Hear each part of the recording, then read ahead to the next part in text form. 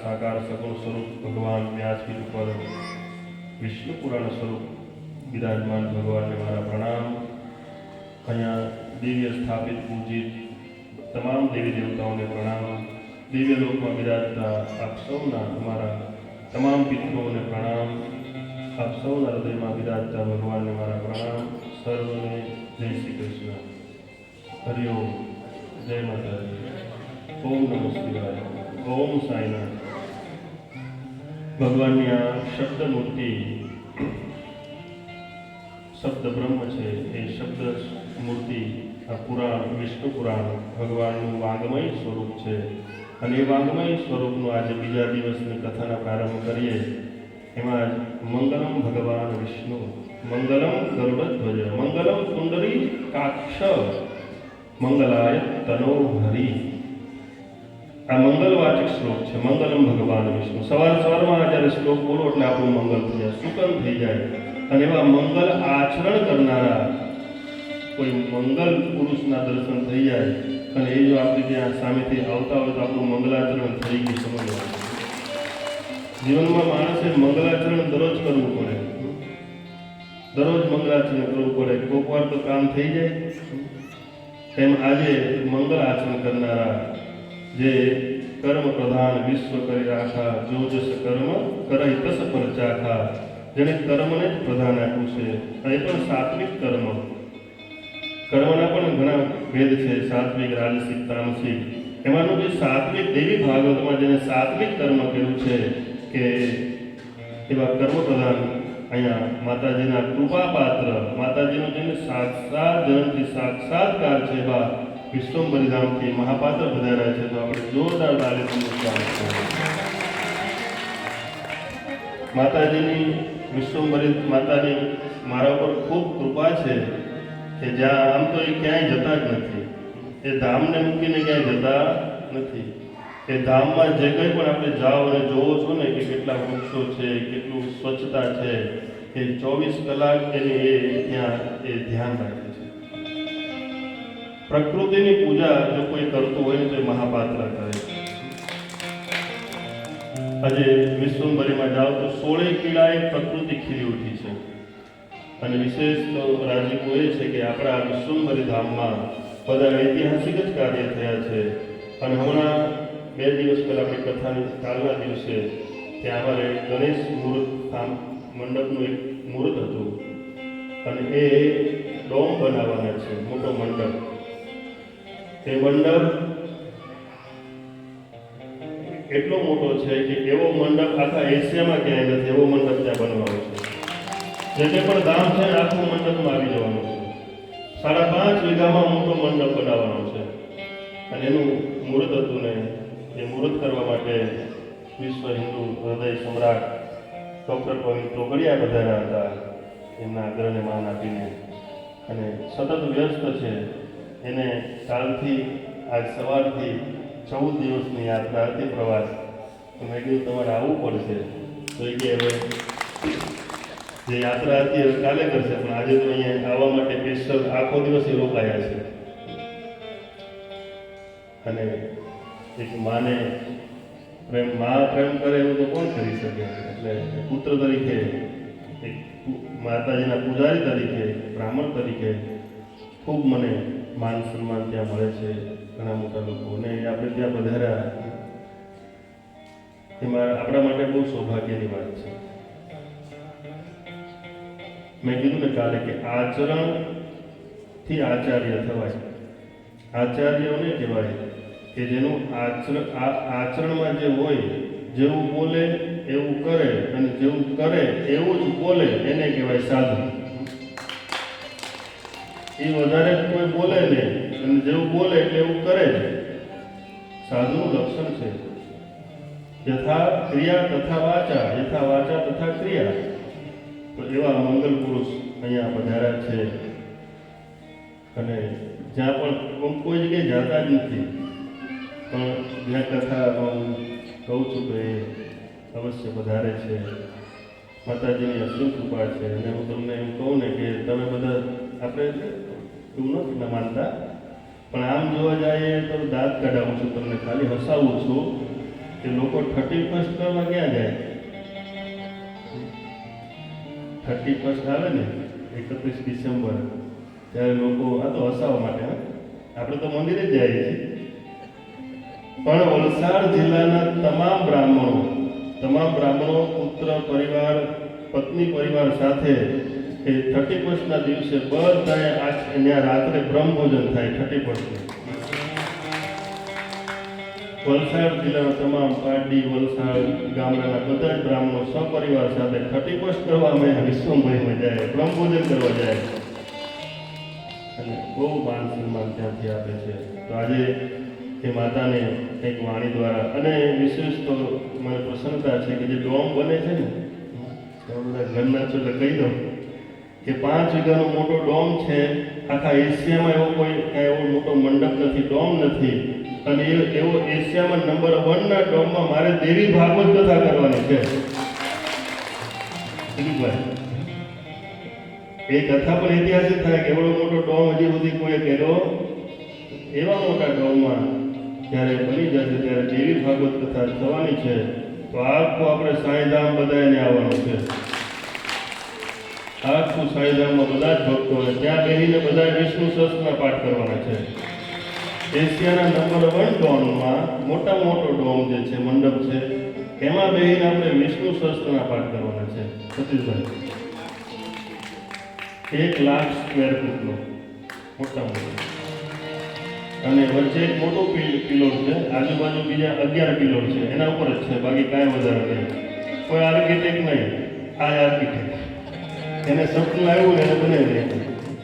જે કંઈ પણ નિર્માણ થાય છે એ કાગળ ઉપર ન બને, કોમ્પ્યુટરમાં ન બને, એના મગજમાં બને બની જાય. એટલે એ ભાવ સાથે આવો આપણે કથામાં પ્રવેશ કરી 2 મિનિટ આપણી વાણીને પવિત્ર કરવા માટે એમને આપણે થોડીક કથા મારી પવિત્ર થાય, વાણી પવિત્ર થાય. બાકી સતીશભાઈ તમે કહો કે માઇક તો કદાચ નહીં ગઈ. સતીશભાઈનો આગ્રહ છે કે તમે પણ હજી સુધી કંઈ માઇક લીધું. એનું સૂત્ર છે કે હું કર્મ કરી બતાવું છું, બોલતો એ બોલીને નહીં કરીને બતાવે છે. અને આપણે જોઈએ છીએ અત્યારે કે ચારે બાજુ પ્રકૃતિની પૂજા થઈ રહી છે. એનો એક દર્દ પણ છે કે આપણા વિસ્તારમાં જો આંબા ઉપર કેરી નથી આવતી, આપણા વિસ્તારમાં નથી ચીકુ આવતા, કેળા આવતા, બધા ફેમસ જે ફળનો રાજા બધું એ કહેવાતું, આજે કોઈ આવતું. કેટલો બધો કેમિકલ થાય છે. ત્યારે એની ચિંતા છે અને એણે કરી બતાવ્યું. ત્યાં મરી ગયેલો આંબો જીવતો થઈ જાય છે. ઓર્ગોનિક બધું, ગાયનું દેશી ગીર ગાય, અને એમાંથી જે છાણ બને એ જ એમાં વાવવાનું. એનાથી સાંભળ્યું કે આપણા પંથકમાં કોઈ માંડવીની સિંગની ખેતી કરી હોય સતીશભાઈ, પણ રાબડામાં 7 લાખની તો માંડવી સિંગ કરી છે.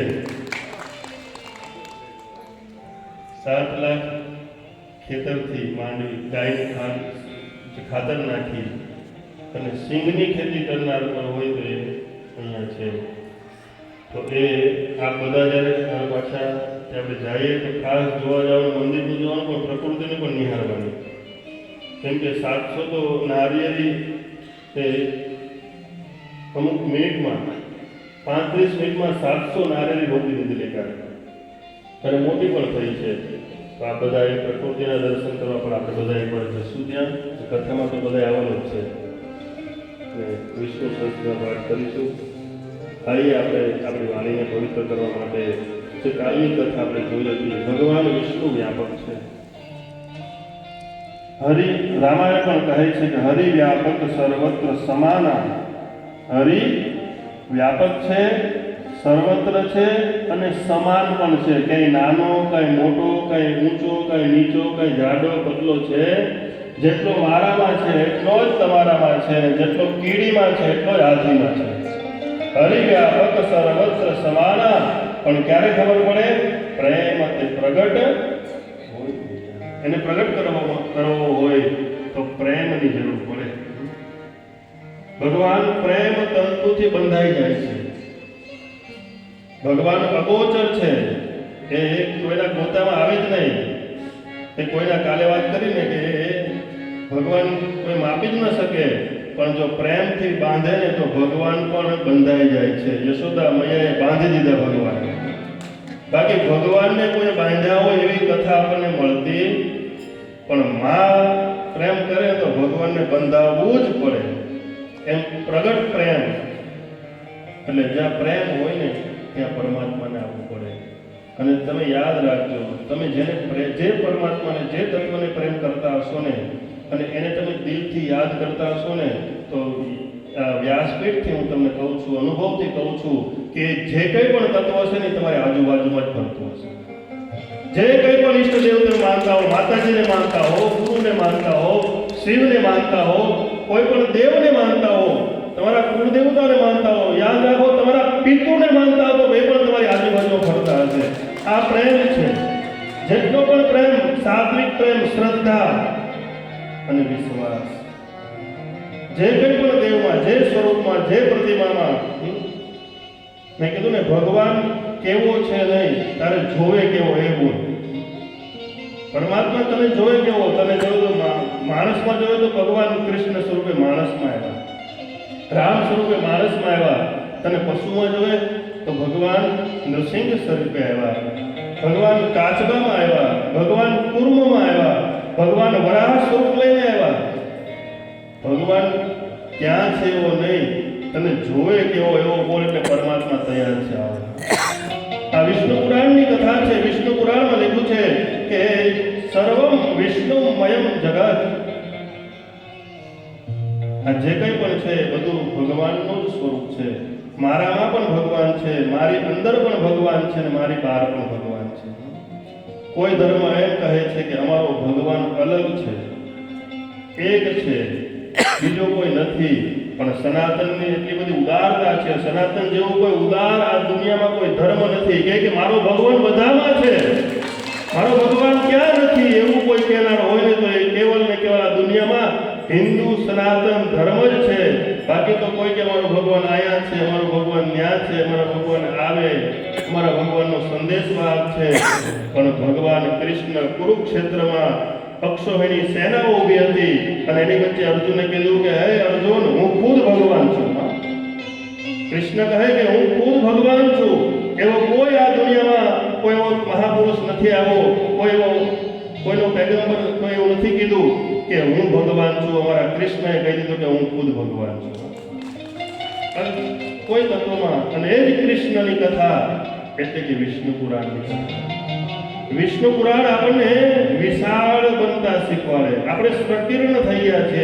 આપણે એક નાના મોટા એક સંપ્રદાયમાં, એક નાની મોટી રીતિ રિવાજમાં આપણે જ્યારે બંધાઈ ગયા છે, ત્યારે વિષ્ણુ પુરાણ કહે કે બધું આખું વિશ્વમાં આપણને પ્રેમ કરતા શીખવાડે.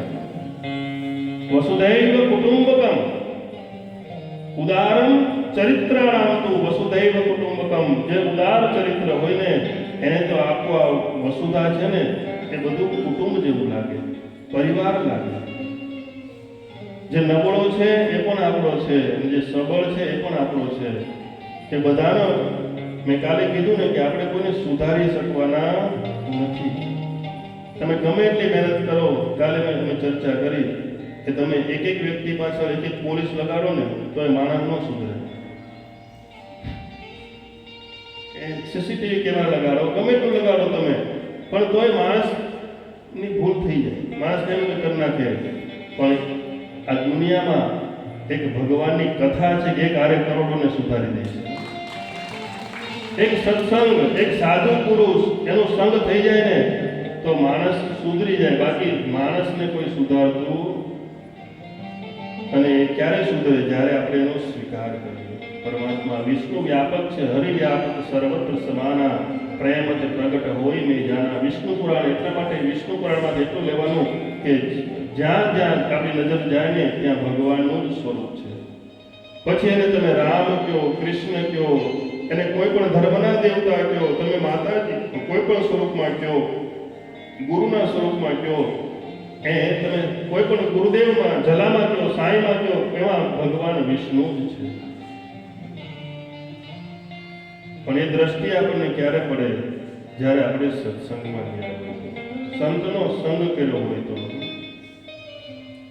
અને એ કથા દ્વારા આજે કાલે બ્રહ્માજીની ઉત્પત્તિની કથા હતી કે આ પૃથ્વીનું સર્જન ભગવાન બ્રહ્માજીએ મહત્ત્વથી ઉત્પન્ન થયું. અહંકાર, આ પૃથ્વીને બનાવવા માટે અહંકારની જરૂર પડે. એમાં સાત્વિક અહંકાર, રાજસિક અહંકાર અને તામસિક અહંકાર. અને અહંકારના દેવતા છે મહાદેવ. એટલે સાત્વિક અહંકાર હોય તો એ વિષ્ણુ ભગવાન છે, રાજસિક અહંકાર હોય તો બ્રહ્મા છે, અને તામસિક અહંકાર હોય તો મહાદેવ છે.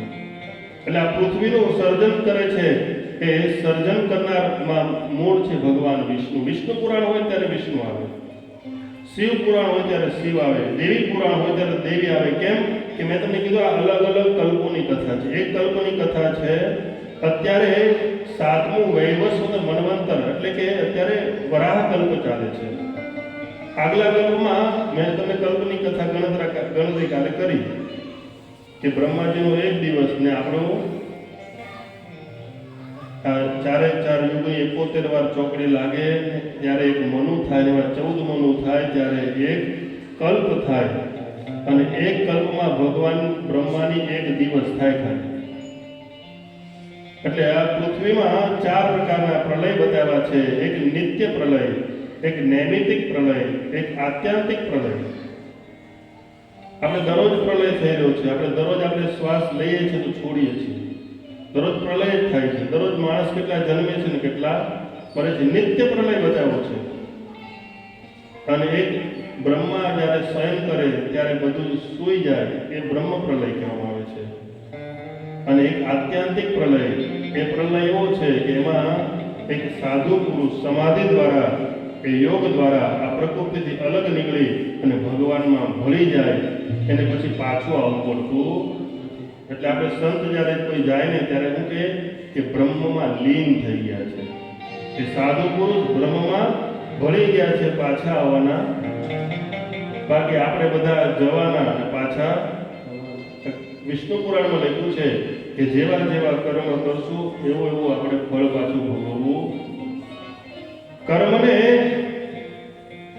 આપણું જન્મ લેવાનું કારણ જ કર્મ છે. એમાં પણ સાત્વિક કર્મ, રાજસિક કર્મ અને તામસિક કર્મ. ક્યાંક ક્યાંક આપણને લાગે ભગવાન આને મારે છે ને આને બચાવે છે, ક્યાંક ક્યાંક ભગવાન દગો કરે છે એવું લાગે.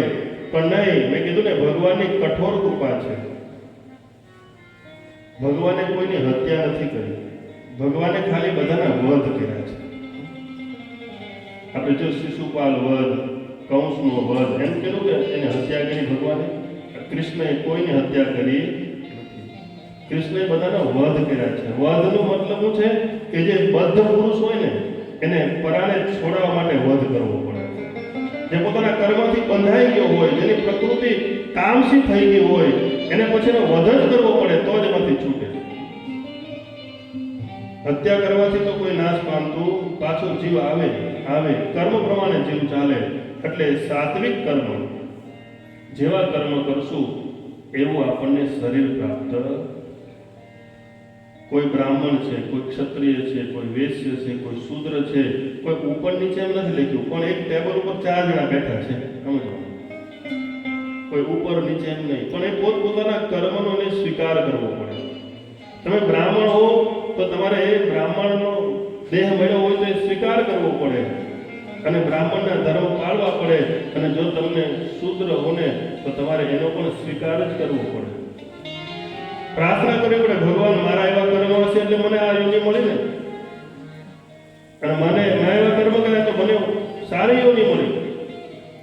પણ આપણે આપણા કર્મ સુધારવા જોઈએ. એટલે મને બહુ યાદ આવે એક વાત કે તમારો કંઈક કર્મ આમ તેમ થઈ ગયા હોય, તમે ઝૂંપડીમાં જન્મ લીધો, સમજો સતીભાઈ. ઘણા એવા જીવો છે કે જે મહેલમાં જન્મે છે, અને ઘણા એવા જીવો છે બિચારાને ઝૂંપડીમાં જન્મવું